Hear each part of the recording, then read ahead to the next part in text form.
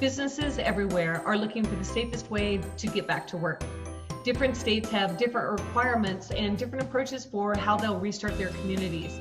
There's also customer and employee jitters about how they come back into the office and are so close in these environments while still making sure that everyone's health and safety is taken care of. People are looking to both their employers and to the brands that they buy from to make sure that they're looking out for everyone's best interest. Hi everyone, I'm Carla Johnson, and I'd like to welcome you to this episode of Take 10, where I'll be talking about what's next for business and how to open your doors back up, or if you've been in business this time, maybe how to open them up a little wider. I'm excited to partner with the Allegra Marketing Print Mail team for this episode of Take 10, where we take 10 minutes to cover 5 things for you to take under consideration as you begin communicating your plans, stay flexible about what happens next, and also make sure that everyone stays safe. The coronavirus has affected everyone, and there's so much that you need to consider as you begin to safely return to work. I'd like to cover 5 things for you to begin to think about that are important as you carefully start to make plans for reopening your business. First is accommodate. Do you have people on your team who are high risk or who don't have reliable childcare? You may need to extend the amount of time that you offer employees to work remotely. It can be really hard when you're the employee who's still at home and everyone else is going back to work. You can feel lonely, you can feel a little bit forgotten, and even isolated. It's important to make sure that all of these employees feel supported. You need to have a plan for how you'll stay in touch. You can think about things like a little thoughtful surprise, something such as maybe an art book or coloring book and some colorful pencils to go along with them. You could even have a message printed on the pencils. Or you could have a newsletter that you deliver to everyone's home. What's important is that you make sure that you take steps to make employees feel included and that they're still part of the team and they stay engaged. Second is how you can design a safe environment. Many states require that people wear masks while they're in public, and many businesses ask employees to do the same in an office environment. Now, if there's an area where your employees work closely together or come in close contact with customers, look at how you can keep those areas safe. Things such as the plastic dividers still let people work together safely, but keep them protected and separated. Next are floor graphics, so people know how far apart they should stand. Everyone's estimate of what 6 feet looks like can be a little different. Make it easy by putting decals on the floor that show them where to stand, or even signs that help make it easy for them to comply. You know, depending on what kind of business that you're in, you may even need to mark the aisles if they're one-way direction only.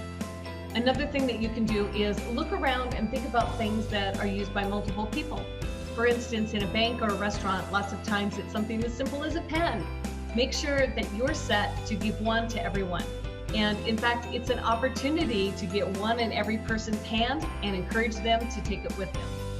If you have things that many people come into contact with and it's not the kind of things that they would take with them, make sure that you have antibacterial wipes to clean things up. You know, areas like where people turn on and off lights. It could be doorknobs. It could be shared spaces like a table. You may even consider taking longer lunches or maybe shifts for different people to take lunch. I know that there are some companies who put up big tents in the parking lot so that it gives everybody more space to move around. Also make sure that everyone knows it's not safe to use each other's phones, their computers, their desks, offices, or other kind of work tools and equipment. This is one time when sharing is not caring. Next, communicate. Let customers know that you're open for business through all channels. Think about signage, not just what hangs on your door, but also what's out front as people walk by. Do you need something high for people to see as they drive by on the roads? You know, take advantage of things like direct mail, use email, social media, your website, anything that you normally use to communicate people. This all increases the chances that people know that you're open, and it also makes it easy for them to help spread the word. Remember that they'll want to know such things such as, do you have your regular hours or are you adjusting them somehow? Are you doing anything special now that you're open? This could be promotions or different kind of customer loyalty incentive programs. Maybe there's something different about how you conduct business.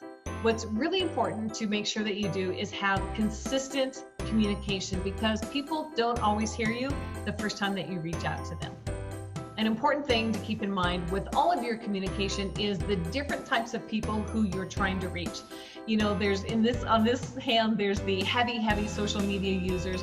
And then over here, believe it or not, there's people who don't even have a laptop or a smartphone. They love getting just old-fashioned mail in their mailbox. So look at how different people communicate and make sure that what you do adjusts to how they like to be communicated with. Fourth, remain flexible. Did you have to cancel an event or a fundraiser? Think differently about how to reach these supporters. Can you have a virtual event? For example, my family and I signed up for a fun run as a fundraiser for a local animal shelter. Now, the event was canceled, but we still went by and safely picked up our t-shirts. We all put them on, did our own fun run. We took pictures, we posted them, and we shared our experience. It also made it fun to see what other people did to celebrate and be a part of the fun run in their own way. Maybe it's something you could do with a contest. Ask people to make a video and submit it. I guarantee you that they will really surprise you with the level of creativity that they bring to these kind of projects. Maybe you can think about an appeal campaign through direct mail. I guarantee you this, you have a lot of different options. And that brings me to my last point.